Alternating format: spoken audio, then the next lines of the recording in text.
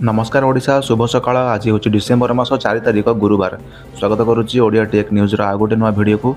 आज भिडियोटी आपंक बहुत गुरुत्वपूर्ण होगा जाऊँगी, तेणु भिडियोटी को शेष पर्यंत देखूँ और आपण भल पाइबा स्वरूप भिडियोटी को लाइक करी चैनल को सब्सक्राइब कर दिंतु। चलते जीवा आज दिनकर किसी गुरुत्वपूर्ण खबर आड़ को। आज प्रथम खबर बढ़िला राशन कार्ड ई-केवाईसी अवधि खूब शीघ्र करूँ ना आउ मिलबनी राशन रे चाउल। राशन कार्डधारी चलता ई-केवाईसी जांच प्रक्रियार समय को ओडिशा सरकार डिसेम्बर 31 तारिख पर्यंत वृद्धि करिसेंती। खाद्य जोगाण और खाउटी कल्याण मंत्री कृष्णचंद्र पात्र बुधवार विधानसभा एक लिखित उत्तर में यही सूचना देइछंती। मंत्री सूचना अनुसार यही जांच प्रक्रिया समय व्यापक अनियमितता सामना को आसी। ई-केवाईसी ड्राइव बेले साधारण बंटन व्यवस्था अधीन प्राय 6,83,995 जन मृत व्यक्ति नाम एपर्यंत सक्रिय हिताधिकारी तालिकार जमापड़ी। यह व्यतीत 33,128 अयोग्य राशन कार्ड को बातिल कर जांच प्रक्रिया खोर्धा जिले में सर्वाधिक 4,747 नकली राशन कार्ड चिन्हट होती। गत वर्ष जून में ई-केवाईसी अभियान आरंभ होता पर एपर्यंत राशन कार्ड पर 15,33,153 नुआ आवेदन ग्रहण कर विभाग पक्षर समस्त राशन कार्डधारी को वर्धित समय सीमा मध्य ई-केवाईसी समाप्त करने अनुरोध कर जहाद्वारा योग्य हिताधिकारी निकट में सब्सिडी को खूब शीघ्र पहुंचाई पारिबो एवं अपव्यवहार को रोक जाई पारिबो। परवर्ती खबर शीतर थरिब ओडिशा खसुची पारद बढ़ुची शीत। कलाहांडी रे घन कुहुड़ी देखा मिली। कलाहांडी रे पारद खसुवा बेले शीतर प्रकोप बढ़ुची। सुलुसुलिया पवन सांगक घन कुहुड़ीर आंतरण घोड़े हो पड़ी। बदली जाइए कलाहांडीर रूप, चारिआडे घन कुहुड़ी। मंगलवार सकाळू सहर में घन कुहुड़ीर चित्र देखा मिलता। एथिजोगु यात्री समस्यार सम्मुखीन होते। अन्यपक्षे शीतुआ सकाळे किए व्यायाम करी तो किए प्रकृति कोल बुली घन कुहुड़ीर मजा उठाउछंती। हेले घटिखिया लोकंकु कष्ट देउछि जाड़। गत किछि दिन हेब जिले में पारद 15 डिग्री तले रहुछि। फल जिले में हाड़ भंगा शीत अनुभूत हेउछि। सकाळ हेउ बा सार जाड़ जीवजंतु को अस्तव्यस्त कर देछि। थुआमूल रामपुर में तापमात्रा 10 डिग्री रहुथिबा बेले कालुआ पवन सांगक काकर तुषारपात भ्रम सृष्टि करुछि। तेणु सकाळ हेले लोके मॉर्निंग वार्क रे बाहरी पड़ुथिबा बेले खोला स्थान में व्यायाम कर शीतुआ सकाळर मजा नेउछंती। किए शीत दाउर रक्षा पाइबा शीत वस्त्र परिधान करुछि तो आउ किए गाँ दांडरे निआं लगाई पहुँची। भवानीपाटना सहर में सकाळ हेबा मात्रे शीतर मजा नेउछंती लोके। घन कुहुड़ी रे विभिन्न स्थान कुहुड़ी झांकी ही रोचे। जरूरी काम थिले ही लोक मैंने घर पदा को गोड़ काढ़ुंट। एने भवानीपाटना बासिंदा सुभाष प्रधान कहते सकाळ घन कुहुड़ी समस्त समस्या सृष्टि करुछि। परवर्ती खबर गुरुवार आसुंती पुतिन सुरक्षा व्यवस्था कड़ाकड़ी। पुतिन भारत गस्त उपर सारा दुनियार नजर। गुरुवार भारत आसिबे रूसियार राष्ट्रपति व्लादिमीर पुतिन। बंधुता रात्रि भोजन कूटनीति प्रधानमंत्री नरेंद्र मोदी निमंत्रण क्रमे पुतिन भारत आसुंती। 4 ରୁ 5 भारत गस्तर रहिबे राष्ट्रपति पुतिन। से 23तम भारत रूसिया वार्षिक शिखर सम्मेलन में जोगदेवे। रिपोर्ट अनुसार गस्त समय राष्ट्रपति पुतिन और प्रधानमंत्री मोदी मध्य द्विपाक्षिक आलोचना हेबो। पुतिन भारत गस्त को नहीं दिल्ली में सुरक्षा व्यवस्था कड़ाकड़ी होइछि। पुतिन 4 तारिख संध्यारे दिल्ली में पहुंचे। यापर संध्या 7टार लोक कल्याण मार्ग में प्रधानमंत्री नरेंद्र मोदी सहित रात्रि भोजन करेंगे। 5 तारिख सकाळ 9टार राष्ट्रपति भवन में स्वागत कर पुतिन को 3 सेना पक्षर गार्ड अफ ऑनर दिज्व। 10टार राजघाट जीवे पुतिन। 11टार हैदराबाद हाउस रे पुतिन 23तम भारत रूसिया शिखर बैठक जोगदेवे। यह बैठक में प्रतिरक्षा शक्ति व्यापार वैषयिक अंतरिक्ष सामरिक सहयोग प्रति अनेक क्षेत्र में महत्वपूर्ण आलोचना एवं निरपेक्ष निष्पत्ति नियाजिबो।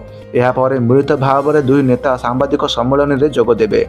संध्या 4टार दुई नेता भारत रूसिया बिजनेस फोरम को संबोधित करेंगे। 5 तारिख संध्यारे 7टार पुतिन सम्मान पाई राष्ट्रपति भवन में राष्ट्रपति द्रौपदी मुर्मू को रात्रि भोजन आयोजन करेंगे। परवर्ती खबर गुली विनिमय में 3 जन जवान शहीद, 7 माओवादी निपात।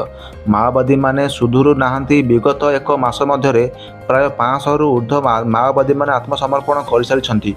आहरी शताधिक माओवादी माने आत्मसमर्पण करने को जाउछंती बोली माओ नेता माने मध्य चर्चा करुछंती। तेबे एहारी मध्य माओवादी माने सुरक्षा बाहिनी को टार्गेट करुछंती। छत्तीसगढ़ बीजापुर जिले में एक बड़ धरणर एनकाउंटर घटना घटी। यह गुलीमाड़ में 22 जन जवान शहीद होती। अन्यपटे सुरक्षा बाहिनी गुलीमाड़ में 12 जन माओवादी निपात होती। रिपोर्ट को लिखा बेलू परिस्थिति उत्तेजनापूर्ण घटी। घटनास्थल में अभिमुखे ଅତିରିକ୍ତ ସୁରକ୍ଷା ବାହିନୀ ପହଞ୍ଚୁଛନ୍ତି। ମାଓ ପ୍ରଭାବିତ ବିଜାପୁର ଜିଲ୍ଲାର ଏକ ଘଞ୍ଚ ଜଙ୍ଗଲରେ ମାଓବାଦୀମାନେ ଚଳପ୍ରଚଳ ନେଇ ସୁରକ୍ଷା ବାହିନୀକୁ ସୂଚନା ମିଳିଛି। ଏହି ଆଧାରରେ ସୁରକ୍ଷା ବାହିନୀଙ୍କ ଯବାନରେ ଘଟଣାସ୍ଥଳରେ ପହଞ୍ଚି ସର୍ଚ୍ଚ ଅପରେସନ କରିଥିଲେ। ସୁରକ୍ଷା ବାହିନୀକୁ ଦେଖିବା ପରେ ମାଓବାଦୀମାନେ ବିଚଳିତ ହୋଇପଡ଼ିଥିଲେ। ସେମାନେ ଅଙ୍କୁଶ ଲଗାଇ ବସିଥିବାରୁ ପୂର୍ବ ଯୋଜନା ଅନୁସାରେ ଯବାନଙ୍କୁ ଲକ୍ଷ୍ୟ କରି ଗୁଳି ମାରିଥିଲେ। ମାଓବାଦୀଙ୍କର ଗୁଳିମାଡ଼ରେ 3 ଜଣ ଯବାନ ଶହୀଦ ହୋଇଥିବାର କୁହା ମଧ୍ୟ ଯାଉଛି। ପରବର୍ତ୍ତୀ ଖବର ଆରମ୍ଭ ହୋଇଛି କୋଣାର୍କ ଉତ୍ସବ 2025। ଦୁଲୁକୁଚି ଅର୍କକ୍ଷେତ୍ର ଶାସ୍ତ୍ରୀୟ ନୃତ୍ୟରେ କମ୍ପୁଛି ମୁକ୍ତାକାଶ ରଙ୍ଗମଞ୍ଚ। ଦୁଲୁକୁଚି ଅର୍କକ୍ଷେତ୍ର ଚାଲିଛି ନୃତ୍ୟ ସଙ୍ଗୀତର ମହାକୁମ୍ଭ କୋଣାର୍କ ଉତ୍ସବ। ଶାସ୍ତ୍ରୀୟ ନୃତ୍ୟରେ କମ୍ପୁଛି ମୁକ୍ତାକାଶ ରଙ୍ଗମଞ୍ଚ। 36ତମ କୋଣାର୍କ ଉତ୍ସବର ଦ୍ୱିତୀୟ ସନ୍ଧ୍ୟାରେ ଦେଖିବାକୁ ମିଳିଛି କୁଚିପୁଡ଼ି ଓ ଓଡ଼ିଶୀ ନୃତ୍ୟର ଅପୂର୍ବ ସମ୍ଭାର।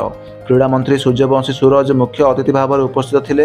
ବାଙ୍ଗାଲୋରରୁ ଆସିଥିବା ପ୍ରଖ୍ୟାତ କୁଚିପୁଡ଼ି ନୃତ୍ୟାଙ୍ଗୀନ ବୈଜୟନ୍ତୀ କାଶୀଙ୍କର ସମ୍ଭାବୀ ସ୍କୁଲ ଅଫ୍ ଡ୍ୟାନ୍ସ ସମ୍ମିଳନୀଙ୍କ ଦ୍ୱାରା କୁଚିପୁଡ଼ି ନୃତ୍ୟ ପରିବେଷଣ ହୋଇଥିଲା, ଯେଉଁଥିରେ ସମୁଦ୍ର ମନ୍ଥନକୁ ଅତି ସୁନ୍ଦର ଭାବରେ ପରିବେଷଣ କରାଯାଇଥିଲା, ଯାହାକୁ ଦେଖି ବିଭୋର ହୋଇଥିଲେ ଲକ୍ଷାଧିକ ଲୋକ। ଚନ୍ଦ୍ରଭାଗା ସ୍ୱର୍ଣ୍ଣାଭ ବେଳାଭୂମିରେ ଆୟୋଜିତ ହୋଇଥିଲା ବାଲୁଙ୍କା କଳା ମହୋତ୍ସବର ଦ୍ୱିତୀୟ ସନ୍ଧ୍ୟାରେ ପରିବେଶ ଓ ଜଳବାୟୁ ପରିବର୍ତ୍ତନ ଉପରେ କଳା ପରିବେଷଣ କରିଥିଲେ ବାଲୁକା ଶିଳ୍ପୀ। ସମୁଦ୍ର ଅଥଳ ଜଳରାଶି ଆଉ ଅସରନ୍ତି ବେଳାଭୂମିର ବାଲୁକା ଭୂଖଣ୍ଡ ଚରିତ୍ର ହୋଇ ଉଠିଥିଲା କଳାର ସ୍ପର୍ଶରେ। ବାଲୁକା କଳା ମହୋତ୍ସବରେ ଦେଶ ଓ ବିଦେଶର ଅନେକ କଳାକାର ସାମିଲ ହୋଇଛନ୍ତି। ଆଜି କୋଣାର୍କ ଉତ୍ସବର ଚତୁର୍ଥ ଦିନରେ ଓଡ଼ିଶୀ ନୃତ୍ୟ ପରିବେଷଣ କରିବେ ସୃଜନ ଅନୁଷ୍ଠାନରେ ଗୁରୁ ରତିକାନ୍ତ ମହାପାତ୍ର ଓ ସାଥୀବୃନ୍ଦ। କଥକଲି ପରିବେଷଣ କରିବେ କେରଳ କଳାମଣ୍ଡଳ ଶିଳ୍ପକାରୀମାନେ। ପରବର୍ତ୍ତୀ ଖବର ଧାନ ମଣ୍ଡି ଜଗିବେ ମନ୍ତ୍ରୀ, ଦୁର୍ନୀତି ରୋକିବାକୁ ମୁଖ୍ୟମନ୍ତ୍ରୀଙ୍କର କଡ଼ା କାର୍ଯ୍ୟାନୁଷ୍ଠାନ। ରାଜ୍ୟରେ ଖରିଫ ଋତୁ ପାଇଁ ଧାନ ସଂଗ୍ରହ ପ୍ରକ୍ରିୟାକୁ ସ୍ୱଚ୍ଛ ଓ ବ୍ୟବସ୍ଥିତ କରିବାକୁ ରାଜ୍ୟ ସରକାର ବଡ଼ ପଦକ୍ଷେପ ଗ୍ରହଣ କରିଛନ୍ତି। ଏଣିକି ଧାନ ମଣ୍ଡି ଉପରେ କଡ଼ା ନଜର ରଖିବା ପାଇଁ ଖୋଦ୍ ମନ୍ତ୍ରୀମାନେ ଦାୟିତ୍ୱ ନେବେ। ମୁଖ୍ୟମନ୍ତ୍ରୀ ବିଭିନ୍ନ ମନ୍ତ୍ରୀଙ୍କୁ ଜିଲ୍ଲାୱାଇ ଦାୟିତ୍ୱ ବଣ୍ଟନ କରିଛନ୍ତି। ଏନେଇ ବିଧାନସଭାରେ ଯୋଗାଣ ମନ୍ତ୍ରୀ କୃଷ୍ଣଚନ୍ଦ୍ର ପାତ୍ର ଉତ୍ତର ରଖିଛନ୍ତି। ଧାନ ସଂଗ୍ରହ ସମୟରେ ବିଭାଗୀୟ ସମନ୍ୱୟ ରକ୍ଷା ପାଇଁ ଏକ ଉଚ୍ଚସ୍ତରୀୟ ମନ୍ତ୍ରିସ୍ତରୀୟ ଉପକମିଟି ଗଠନ କରାଯାଇଛି। ମଣ୍ଡିରେ ଯେପରି କୌଣସି ଅନିୟମିତତା ନ ହୁଏ ଏବଂ ପଡ଼ୋଶୀ ରାଜ୍ୟରୁ ବେଆଇନ ଭାବରେ ଧାନ ଓଡ଼ିଶା ମଣ୍ଡିକୁ ପ୍ରବେଶ ନ କରେ, ସେଥିପାଇଁ ସମାନ୍ତର ସିସିଟିଭି କ୍ୟାମେରା ଲଗାଯିବା ସହ କଡ଼ା ପ୍ରହରା ବ୍ୟବସ୍ଥା କରାଯିବ। ପ୍ରତ୍ୟେକ ମଣ୍ଡିରେ ସିସିଟିଭି ଏବଂ କଣ୍ଟ୍ରୋଲ ରୁମ୍ ବ୍ୟବସ୍ଥା ରହିଛି। ଯଦି କୌଣସି ସରକାରୀ ଅଧିକାରୀ ଦୁର୍ନୀତିରେ ସମ୍ପୃକ୍ତ ଥିବା ପ୍ରମାଣ ମିଳେ, ତେବେ ତାଙ୍କ ବିରୋଧରେ ଦୃଢ଼ କାର୍ଯ୍ୟାନୁଷ୍ଠାନ ଗ୍ରହଣ କରାଯିବ ବୋଲି ମନ୍ତ୍ରୀ ସ୍ପଷ୍ଟ କରି କହିଛନ୍ତି। ପରବର୍ତ୍ତୀ ଖବର ଫେବୃଆରୀ 18ରୁ ଆରମ୍ଭ ହେବ ଯୁକ୍ତ 2 ପରୀକ୍ଷା। ମାଧ୍ୟମିକ ଶିକ୍ଷା ପରିଷଦ ଦ୍ୱାରା ପରିଚାଳିତ ଯୁକ୍ତ 2 ବାର୍ଷିକ ପରୀକ୍ଷା 2026 ଫେବୃଆରୀ 18 ତାରିଖରୁ ଆରମ୍ଭ ହେବାକୁ ଯାଉଛି। ଏହି ପରୀକ୍ଷା ମାର୍ଚ୍ଚ 21 ତାରିଖରେ ଶେଷ ହେବ। ପରୀକ୍ଷା ଆରମ୍ଭ ହେବାଠାରୁ ଶେଷ ହେବା ପାଇଁ 22 ଦିନ ଲାଗିବ। ସୂଚୀ ଅନୁସାରେ ବାର୍ଷିକ ପରୀକ୍ଷା ସକାଳ 10ଟାରୁ ଅପରାହ୍ନ 2ଟା ପର୍ଯ୍ୟନ୍ତ ଜାରି ରହିବ। ଏନେଇ ପରୀକ୍ଷା ତାରିଖ ଘୋଷଣା କରିଛନ୍ତି CHSର ଅଧ୍ୟକ୍ଷ। ପରୀକ୍ଷାକୁ ସ୍ୱଚ୍ଛତାର ସହ କରିବା ପାଇଁ 2 ୟୁନିଟ୍ରେ ସ୍କ୍ୱାଡ୍ କାମ କରିବେ। ସମସ୍ତ 210ଟି ହବ୍ରେ AI କ୍ୟାମେରା ରହିବ। ପରୀକ୍ଷା 10ଟାରୁ ଆରମ୍ଭ ହୋଇ 10ଟାରେ ସରିବ। ଡିସେମ୍ବର 15 ସୁଦ୍ଧା ଆଡମିଟ୍ କାର୍ଡ଼ ପ୍ରଦାନ କରାଯିବ। ମୋଟ 4,07,037 ଜଣ ପରୀକ୍ଷା ଦେବେ। ମୋଟ 1385ଟି କେନ୍ଦ୍ରରେ ହେବ ପରୀକ୍ଷା। ଜାନୁଆରୀ 2ରୁ 15 ମଧ୍ୟରେ ହେବ ପ୍ରାକ୍ଟିକାଲ ପରୀକ୍ଷା। ପ୍ରଥମ ଥର ପାଇଁ ପ୍ରାକ୍ଟିକାଲ ପରୀକ୍ଷାରେ ୱେବ୍ କାଷ୍ଟ ବ୍ୟବସ୍ଥା ହେବ। 40 ଦିନରେ ରେଜଲ୍ଟ ବାହାରିବ। କପି ରୋକିବାକୁ AI ସହାୟତା ନିଆଯିବ। ପରବର୍ତ୍ତୀ ଖବର ବନ ବିଭାଗ ଦ୍ୱାରା 2ଟି ହାତୀଦାନ୍ତ ଜବତ, 3 ଜଣଙ୍କୁ ଗିରଫ କରିଛି police. JTF, PCCF, wildlife ଓ ବିଶ୍ୱସ୍ତ ସୂଚନା ଆଧାରରେ ଏକ HD ଧାନରାଜ ଭାରତୀୟ ବନ ସେବା DFO କେନ୍ଦୁଝରଙ୍କ ନିର୍ଦ୍ଦେଶରେ କ୍ରମେ ସ୍ଥାନୀୟ ପୋଲିସ ଓ ରାଜସ୍ୱ କର୍ତ୍ତୃପକ୍ଷଙ୍କ ସହ ସମନ୍ୱୟ ରକ୍ଷା କରି ଚମ୍ପୁଆ ରେଞ୍ଜ ଅଧୀନରେ ଥିବା ରାମଲା ଅଞ୍ଚଳରୁ ଚଢ଼ାଉ କରି 2ଟି ହାତୀଦାନ୍ତକୁ ଉଦ୍ଧାର କରିଛି। 3ଟି ମୋଟର ସାଇକେଲ ଓ 3ଟି ମୋବାଇଲ ଫୋନ୍ ଜବତ କରିଛି ପୋଲିସ। ଏହି ଅଭିଯାନ ସମୟରେ ବେଆଇନ ବନ୍ୟଜନ୍ତୁଙ୍କୁ ବାଣିଜ୍ୟିକ ସମ୍ପୃକ୍ତି ଅଭିଯୋଗରେ ଏହି 3 ଜଣଙ୍କୁ ଗିରଫ କରାଯାଇଛି। ଢେଙ୍କାନାଳ ଜିଲ୍ଲାର କୈଳାସତିରିଆ, ଝାଡ଼ଖଣ୍ଡ ପଶ୍ଚିମ ସିଂହଭୂମି ଜିଲ୍ଲାର ଚରଣକରାଇ ଓ କେନ୍ଦୁଝର ଜିଲ୍ଲାର ବଳଭଦ୍ରପୁର ଗ୍ରାମର ମିଶ୍ର ମୁଣ୍ଡାଙ୍କୁ ଗିରଫ କରାଯାଇଛି। ଏ ସମ୍ପର୍କରେ OR ମାମଲା ନମ୍ବର 22 CH ଅଫ୍ 2025-26 ବନ୍ୟଜନ୍ତୁ ସୁରକ୍ଷା ଅଧିନିୟମ 1972 ଧାରା ଅନୁସାରେ ମାମଲା ରୁଜୁ କରାଯାଇଛି। ସେମାନଙ୍କ ନିକଟରୁ ଜବତ ହୋଇଥିବା motor cycle hero Splendor plus ଆଉ କିଛିଟା ହାତୀ ଦାନ୍ତ ମଧ୍ୟ ଉଦ୍ଧାର କରାଯାଇଛି। ଏହାର ଅନୁମାନିକ ମୂଲ୍ୟ 1 ଲକ୍ଷ ଟଙ୍କାରୁ ଉର୍ଦ୍ଧ୍ୱ ହେବ ବୋଲି ସୂଚନା ମିଳିଛି। ପରବର୍ତ୍ତୀ ଖବର ବାରବାଟୀରେ ଟିକେଟ୍ ବିକ୍ରି ପୂର୍ବ ରାତିରେ ନୁହେଁ ସକାଳ 6ରୁ ଧାଡ଼ି ଲାଗିବ। ବାରବାଟୀ ଷ୍ଟାଡିୟମରେ ଡିସେମ୍ବର 9 ତାରିଖରେ ଭାରତ ଦକ୍ଷିଣ ଆଫ୍ରିକା T20 ମ୍ୟାଚ୍ ଅନୁଷ୍ଠିତ ହେବାକୁ ଯାଉଛି। ଏହା ପୂର୍ବରୁ ଡିସିପି ସମୀକ୍ଷା କରିଛନ୍ତି। ସେ କହିଛନ୍ତି କାଉଣ୍ଟର ଟିକେଟ୍ ବିକ୍ରି ପାଇଁ ଲୁହା ବ୍ୟାରିକେଡ୍ କରାଯିବ। 11,000 ଟିକେଟ୍ ବିକ୍ରି କରାଯାଇବାକୁ ଧାର୍ଯ୍ୟ ରହିଥିବା ବେଳେ 5 ତାରିଖ ଦିନ 10ଟାରୁ କାଉଣ୍ଟରରେ ସାଧାରଣ ଦର୍ଶକଙ୍କ ପାଇଁ ଟିକେଟ୍ ବିକ୍ରି କରାଯିବ। କ୍ରିକେଟ୍ ଏକାଡେମୀ ପଟୁ ପ୍ରବେଶ ପଥ ରହିବ ଏବଂ ପ୍ରସ୍ଥାନ ଗେଟ୍ ସମ୍ପୂର୍ଣ୍ଣ ଅଲଗା ରହିବ। 5 ତାରିଖ ସକାଳ 9ଟାରୁ ଟିକେଟ୍ ବିକ୍ରି କରାଯିବ, ତେଣୁ ସକାଳ 6ଟାରୁ ଧାଡ଼ିରେ ରହିବାକୁ ଅନୁମତି ରହିଛି।